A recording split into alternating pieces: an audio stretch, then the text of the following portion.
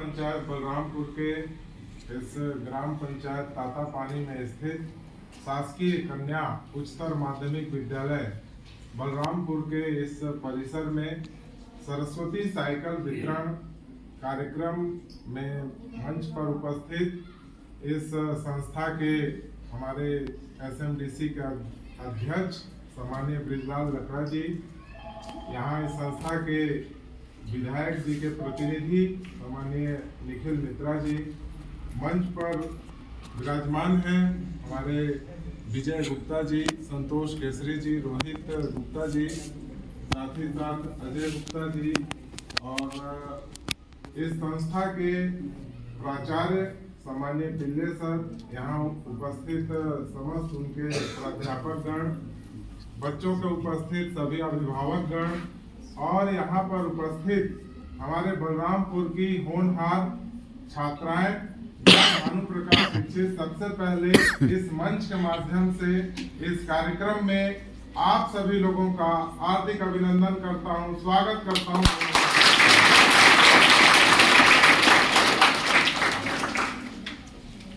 अभी पूर्व के वक्ता निखिल भैया ने आप लोगों को बताया कि इस योजना की शुरुआत कब हुई, क्यों हुई। बृजलाल भैया ने भी अपना शुभकामना संदेश आप लोगों को बधाई दिया। बच्चों, लेकिन एक मुख्य बिंदु है जिस पर मैं आप लोगों के साथ चर्चा करना चाह रहा हूं। ये साइकिल देने के पीछे आखिर सरकार का क्या उद्देश्य हो सकता है, कोई बताएगा क्या? सरकार आप लोगों को, बच्चियों को साइकिल क्यों देती है, बच्चों को क्यों नहीं देती? लड़कों को क्यों नहीं देती, लड़कियों को ही क्यों देती है? किसी के मन में कोई बात, क्यों ऐसा किया होगा सरकार ने?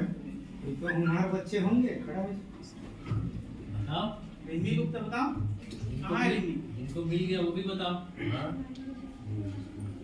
हाँ बताओ। ताकि बच्चे इसको टाइम से पहुंचे और वो पढ़ेंगे लिखेंगे तभी आगे बढ़ेंगे।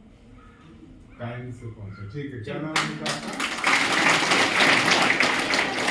रेशम। रेशम के लिए ताली बजाइएगा।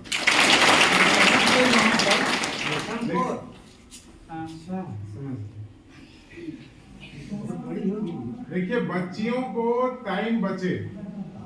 सरकार इस बात को भली भांति जानती है कि आज भी हमारे भारत देश में लड़कों और लड़कियों में कहीं ना कहीं थोड़ा सा फर्क हमारे पेरेंट्स, माता पिता भी करते हैं।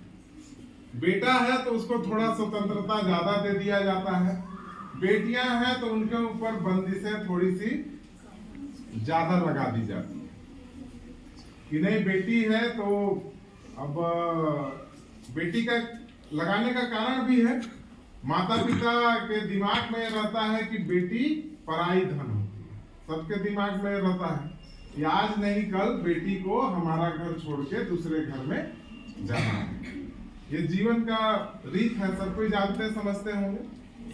आपकी मम्मी भी पहले कभी बेटी रही होगी, लेकिन फिर वो अपने मम्मी पापा का घर छोड़ के आपके पापा के साथ आ गई।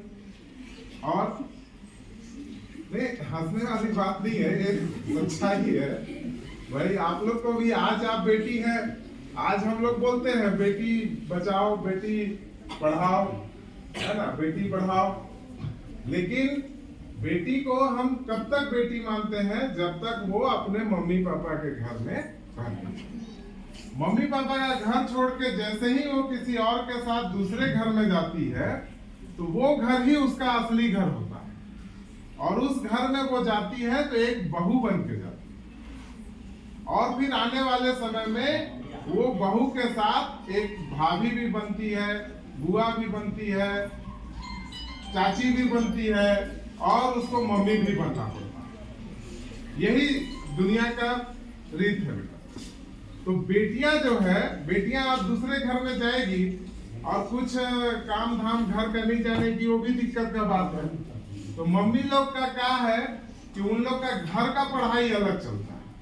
भाई स्कूल के पढ़ाई के लिए तो आपको स्कूल भेज दिए, बाकी घर के पढ़ाई के रूप में मतलब घर में अगर खाना बनाना है तो भी बेटी से उम्मीद रहता है कि बेटी थोड़ा सब्जी काट दे, थोड़ा चावल को धो के तू कर, मैं बना लेती हूँ। घर का सफाई करना है तो भी बेटी से उम्मीद रहता है कि बेटी स्कूल जा रही है तो जाने से पहले घर का झाड़ू पोछा करके जा। और बेटी से ही उम्मीद रहता है कि वो बेटी मतलब खाना बनाने के बाद फिर झाड़ू पोछा भी करे और घर का कपड़ा उपड़ा भी जो है उसको भी धोने में सहायता करे। यहाँ कितनी बेटियां बैठी हैं जो अपने मम्मी का एक घर के काम में सहायता करते हैं? हाथ खड़ा करिए एक बार। अरे वाह, ठीक है, डाउन करिए। अरे कितने हैं जो नहीं करते हैं?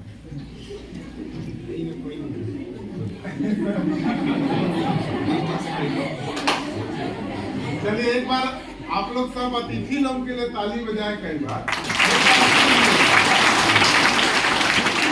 अपने लिए ताली बोल रहा हूँ, इतना कम बजा रहे हो, हम लोग के लिए ज्यादा बजा रहे हो। आप लोग के लिए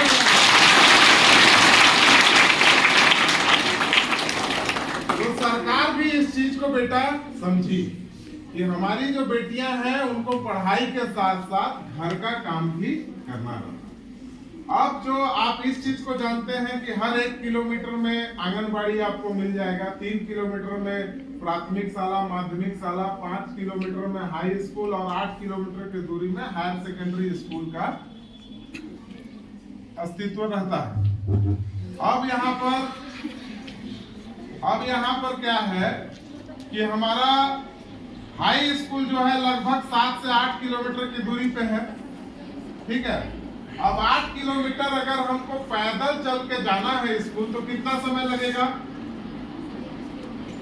1 से 1.5 घंटा, ठीक बोलिए, 1 से 1.5 घंटा लग जाएगा 8 किलोमीटर अगर हमको पैदल चल के स्कूल जाना है तो। लेकिन अगर हम साइकिल से जाते हैं तो हमको कितना देर में हम पहुंच जाएंगे?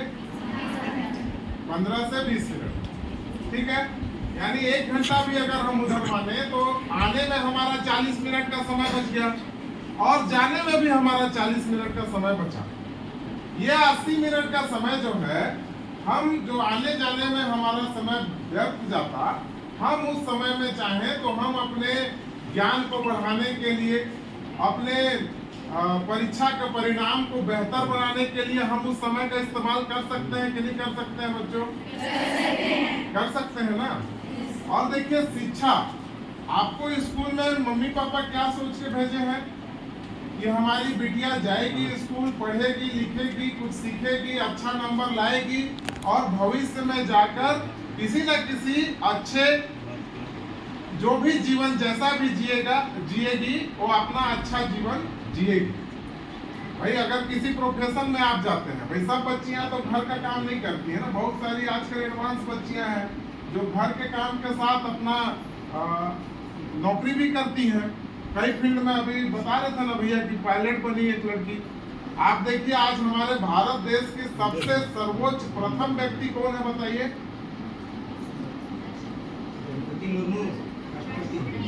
श्रीमती महामहिम द्रौपदी मुर्मू जी, वो भी एक बेटी है ना।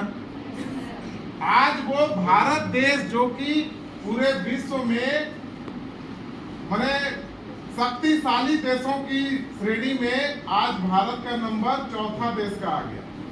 भारत का आर्थिक दृष्टिकोण से अगर देखा जाए तो 5वें नंबर की अर्थव्यवस्था हमारे देश का। इतने शक्तिशाली और जनसंख्या की दृष्टि से देखेंगे तो पूरे विश्व का सबसे पहला देश अपना भारत हो गया, चीन को भी पछाड़ दिया। तो इतने बड़े देश की अगर कोई प्रथम व्यक्ति है तो कौन है? एक महिला है। तो आपको अपने जीवन में इन सब उदाहरणों को आत्मसात करना चाहिए। कभी भी अपने आप को कमजोर और पिछड़ा हुआ मत महसूस करिए। जीवन में आपके अंदर ईश्वर ने इतनी क्षमताएं भरी हैं कि आप जो चाहें उस लक्ष्य को पा सकते हैं। मैं ये मानता हूं कि यहाँ बैठी हर बच्ची आईएएस या आईपीएस अधिकारी नहीं बन सकती, लेकिन क्या जीवन चलाने के लिए सिर्फ आईएएस आईपीएस से चलता है क्या? नहीं चलता है ना। हमको एक टीचर भी चाहिए, हमको एक क्लर्क भी चाहिए, हमको हर एक क्षेत्र में, अगर स्पोर्ट्समैन, अगर कोई बच्ची स्पोर्ट्स में रुचि रखती है तो हमको अच्छे स्पोर्ट्समैन भी चाहिए, हमको अच्छे ड्राइंग करने वाले चित्रकार भी चाहिए, हमको अच्छा गाना कोई गा सकता है तो गायक भी चाहिए, अच्छा नृत्य। मेरा कहना ये है बेटा कि आपके अंदर जो गुण ईश्वर ने दिया है, आप उस चीज को पहचानिए और उस गुण को निखारने के लिए आप जिन जिन माध्यमों का प्रयोग कर सकते हैं उसको करिए। क्योंकि ये जो समय है आपका 9th, 10th, 11th और 12th 4 साल, और इसमें मैं कॉलेज के 3 साल को और ऐड करता हूं, first year, second year, final year. ये 7 साल किसी भी व्यक्ति के जीवन के सबसे महत्वपूर्ण समय होता है, क्योंकि इस समय में ईश्वर हमको इतना शक्तिशाली बना देता है कि हम गलत क्या है सही क्या है इसमें फर्क कर सकते हैं।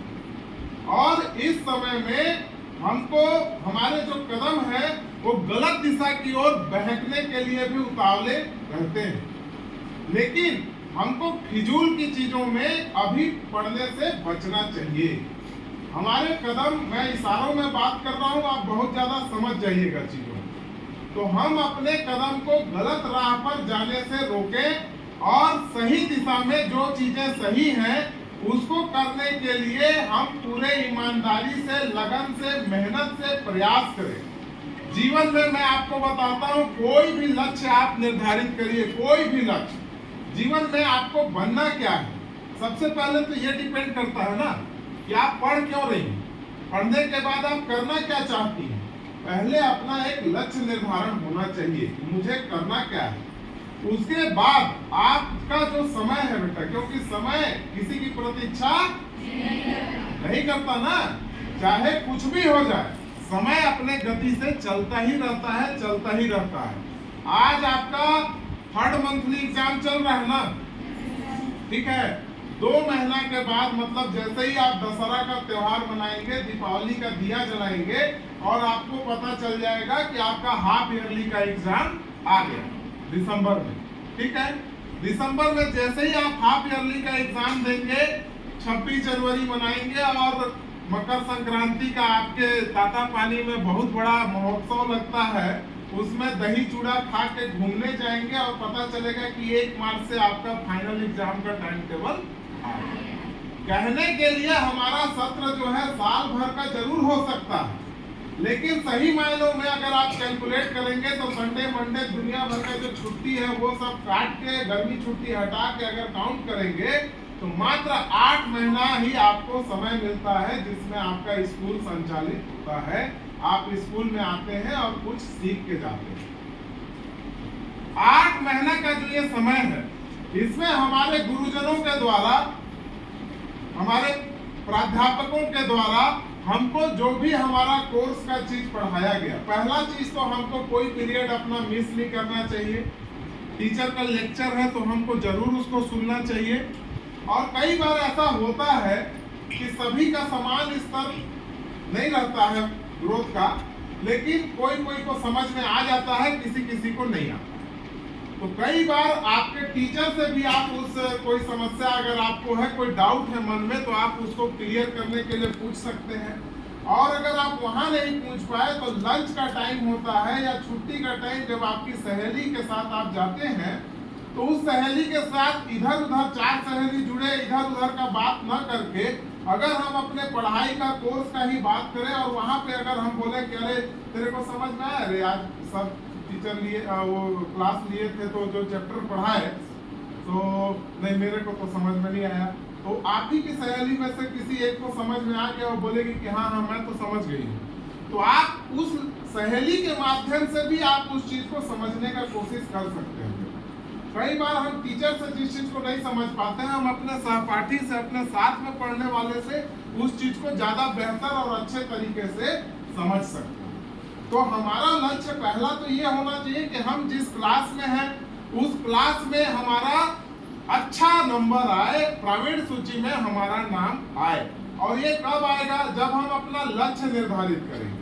और लक्ष्य अगर हम निर्धारित करते हैं, मान लीजिए आपके दिमाग में चल रहा है कि नहीं मैं कैसहूँ 9वीं पास हो जाती, कैसहूँ मैं 10वीं पास हो जाती, तो कैसहूँ वाला में फिर कैसहूँ हो जाएंगे, ठीक ना। उसमें फिर जो है बहुत ज्यादा पूजा पाठ करके जाके और पेपर देने से भगवान थोड़ा मोड़ा भाई आपका मदद कर सकते हैं, लेकिन ऐसा नहीं कर पाएंगे कि आप मेहनत करने वाले को पछाड़ सकें। तो उसमें पता चला कि 33% 35% तक आपका नंबर आ गया या किसी एक विषय में लुढ़क भी गया, तो सप्लीमेंट्री भी देना पड़ता है ना।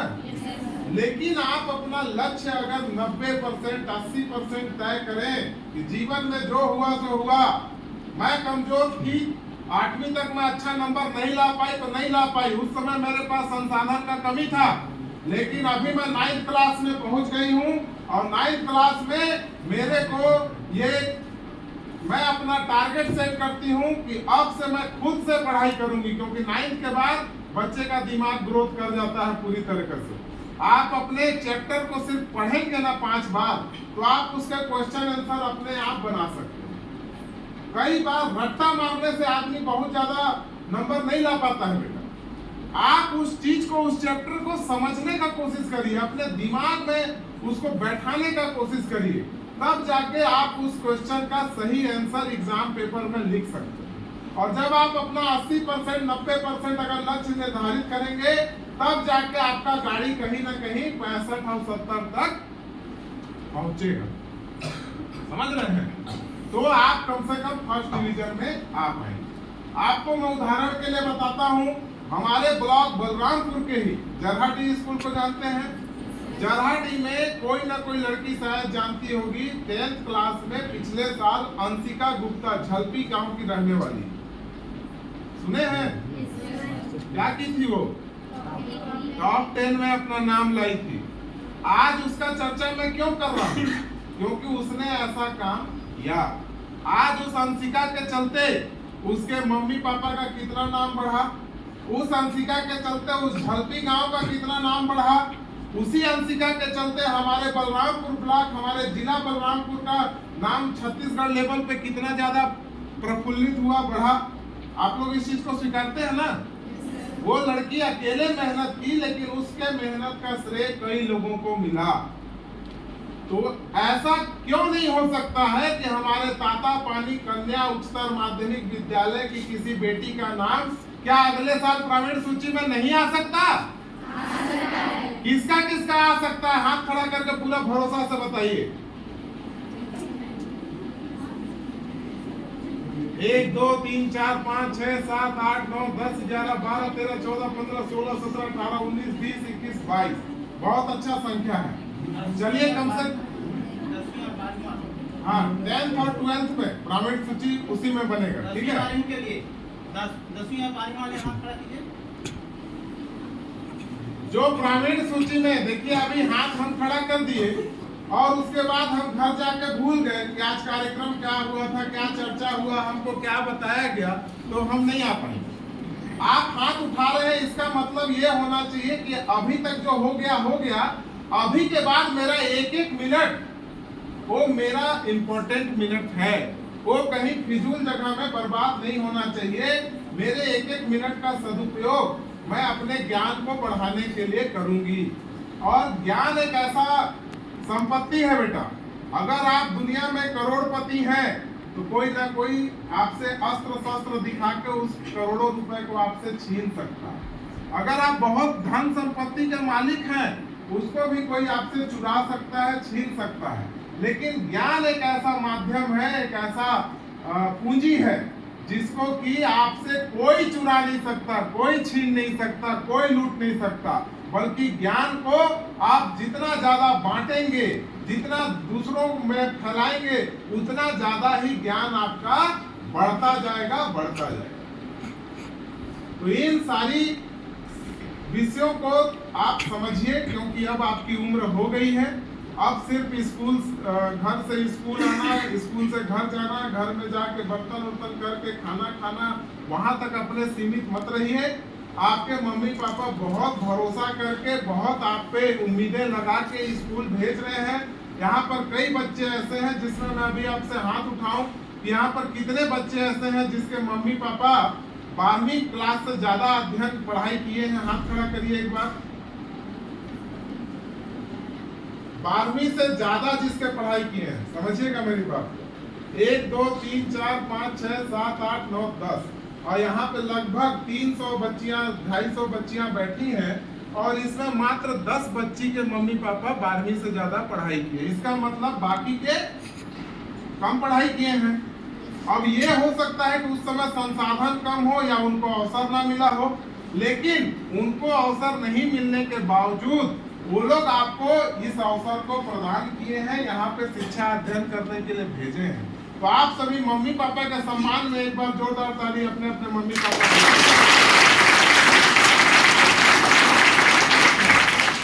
और एक विषय और मैं थोड़ा सा मन कर रहा है कि आपसे साझा कर लूंगा। देखिए, पढ़ाई का बात तो मैं कर दिया, अपने समय का इम्पोर्टेंस भी आपको मैं समझा दिया। समय का अपना रूटीन चार्ट बनाइए, कितना बजे उठना, कितना बजे पढ़ना, कितना बजे जाना, कितना बजे खेलना, कितना बजे आना, उस हिसाब से पालन करिए। लेकिन इसके अलावा मैं एक विषय और आपसे चर्चा करना चाह रहा हूँ।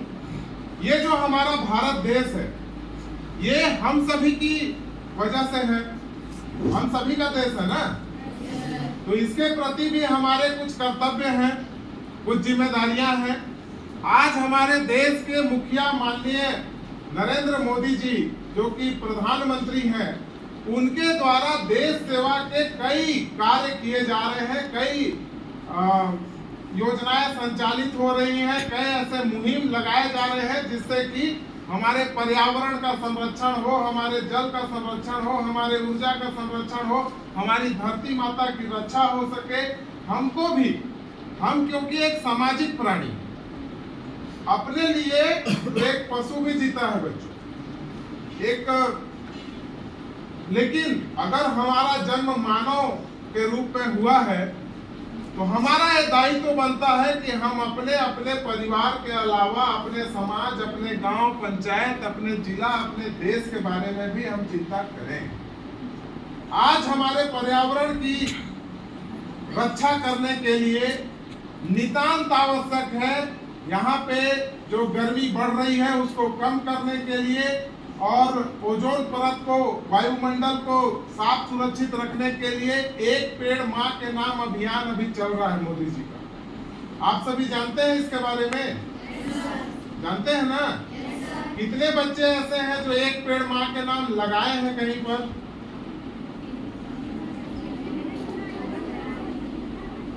बहुत अच्छा, ठीक है। और जितने बच्चे नहीं लगाए हैं, आप सभी से मैं आग्रह करना चाहता हूं कि एक पेड़ माँ के नाम, ये कॉन्सेप्ट इसलिए लाया गया है क्योंकि माँ तो माँ होती है और माँ का जो प्रेम है वो कोई और नहीं दे सकता। तो ये एक पौधा आप लगाएंगे धरती माता पर, तो आपकी माँ और धरती माता दोनों का गौरव बढ़ाने का एक पेड़ जब बनेगा वो काम करेगा। तो हमको एक पौधा जरूर लगाना चाहिए और लगाने तक सीमित नहीं रहना चाहिए, उसका हम एक दोस्त बनके उसकी रखवाली करें, उसका घेराबंदी करें, समय समय पर उसको खाद बीज जो भी जरूरत है वो हमको देना चाहिए। ठीक है। जल संरक्षण, क्योंकि लगातार पानी का जो स्तर है वो नीचे जा रहा है बच्चों। आज तो ठीक है, लेकिन आज के बाद, आज से 20 साल 30 साल बाद की मैं बात करूं तो वाटर लेवल बिल्कुल समाप्ति की कगार पे जाने वाला है।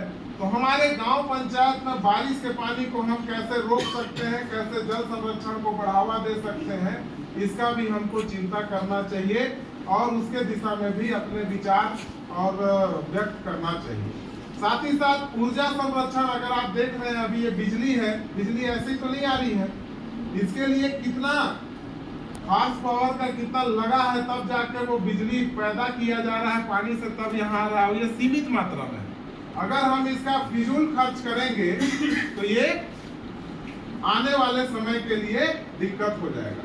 इसलिए हम भी इस बात का ध्यान रखें, जितनी आवश्यकता है हम उतनी ही बिजली का उपयोग करें, जब आवश्यकता न हो तो पंखे लाइट को हम बंद करें। ठीक है। इसके अलावा स्वच्छता अभियान के साथ हम जुड़ सकते हैं। हम अपने घर में साफ सफाई हमेशा करते हैं, हम इस स्वच्छता अभियान को अपने गांव में, अपने पंचायत में भी बल देकर कुछ ना कुछ हम कर सकते हैं। मेरा ये कहना है कि अपने हृदय में एक कोना आप जरूर देश प्रेम के लिए रखिएगा, देश के लिए रखिएगा, और जीवन में आप जिस भी पायदान पर जाएं, जिस भी जगह पे आप रहें, वहां पर रहते हुए अपनी जिम्मेदारियों को निभाते हुए अपने सामाजिक दायित्वों को पूर्ति करते हुए आप देश के लिए भी थोड़ा सा जरूर सोच बनाइएगा और देश को आगे बढ़ाने के लिए कदम से कदम मिलाइएगा। सब करेंगे? पक्का ना? देश प्रेम सबसे बड़ा प्रेम है।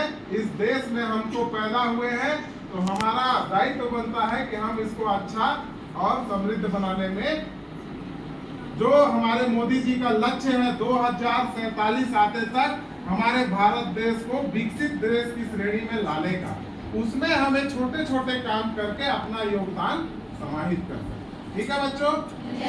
बस इतने ही आप लोगों से अपना विचार साझा करते हुए, और आप सभी बच्चे जो भी लक्ष्य अपने जीवन में तय करें उस लक्ष्य को आप प्राप्त करें, ऐसी शुभकामना देते हुए, आप सभी के उज्जवल भविष्य की कामना करते हुए, आपके चेहरे में मुस्कुराहट हमेशा बनी रहे ऐसी भावना करते हुए, इतने अच्छे आयोजन के लिए सम्मानीय पिल्ले सर उनकी पूरी टीम का आभार और धन्यवाद करते हुए, यहाँ उपस्थित मंचस्थ समस्त अतिथियों का पुनः एक बार अभिनंदन करते हुए मैं यहाँ पे अपनी बात को समाप्त करता हूँ। जय